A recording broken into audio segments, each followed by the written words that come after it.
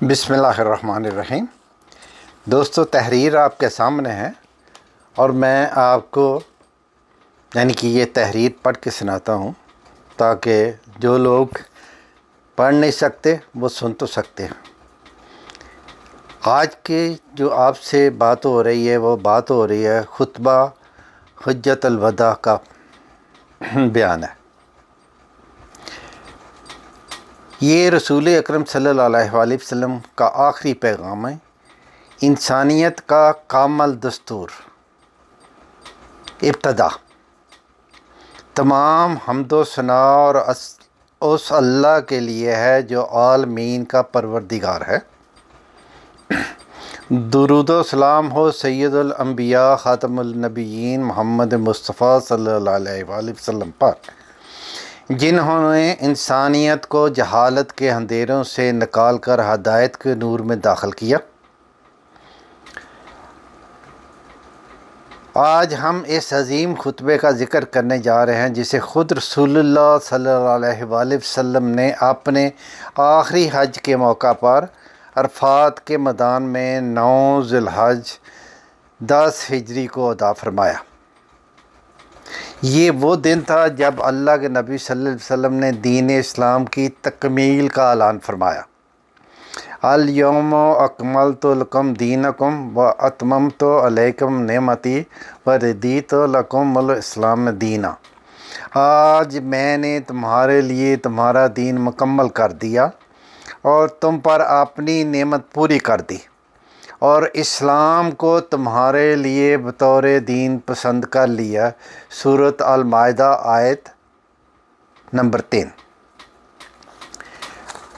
خطبے کے اہم نکات۔ نمبر 1، انسانی جان و مال کا احترام۔ تمام خون، تمہارے مال، تمہاری عزتیں ایک دوسرے پر اس طرح حرام ہیں جیسے یہ دن، یہ مہینہ اور یہ شہر مکہ حرمت والا ہے۔ یہ اعلان تھا کہ مسلمانوں کا خون بہانا، مال چھیننا یا عزت پامال کرنا کسی صورت جائز نہیں۔ نمبر 2، نسل و قوم کا فخر ختم۔ کسی عربی کو عجمی پر اور کسی عجمی کو عربی پر، کسی گورے کو کالے پر اور کالے کو گورے پر کوئی فضیلت نہیں سوائے تقوی کے۔ اسلام نے نسلی تعصب اور قوم پرستی کو جڑ سے اکھاڑ دیا۔ نمبر 3، عورتوں کے حقوق کا اعلان۔ عورتوں کے بارے میں اللہ سے ڈرو، تم نے انہیں اللہ کی امانت کے طور پر لیا ہے، ان کے بھی تم پر حقوق ہیں جیسے تمہارے ان پر حقوق ہیں۔ اس خطبے نے عورت کو عزت، مقام اور تحفظ عطا فرمایا۔ نمبر 4، سود کا خاتمہ۔ خبردار، جاہلیت کے تمام سود ختم کیے جاتے ہیں۔ سب سے پہلے میں اپنے چچا عباس بن عبد المطلب کا سود ختم کرتا ہوں۔ یہ معیشت کو ظلم سے پاک کرنے کا اعلان تھا۔ نمبر 5، شیطان کی مایوسی۔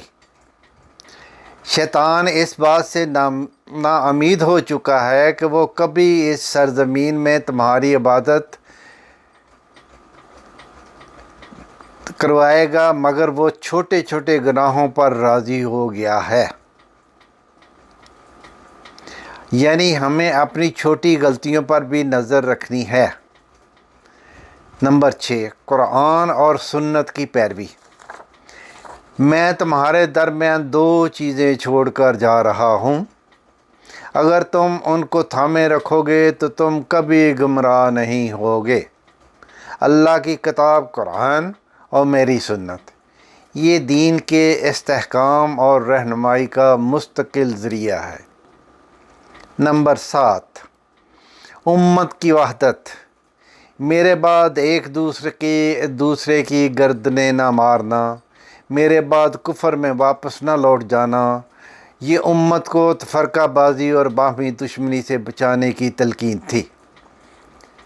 آخر پہ آخری خطبہ صرف ایک تقریر نہیں بلکہ یہ ایک انسانی آئین ہے۔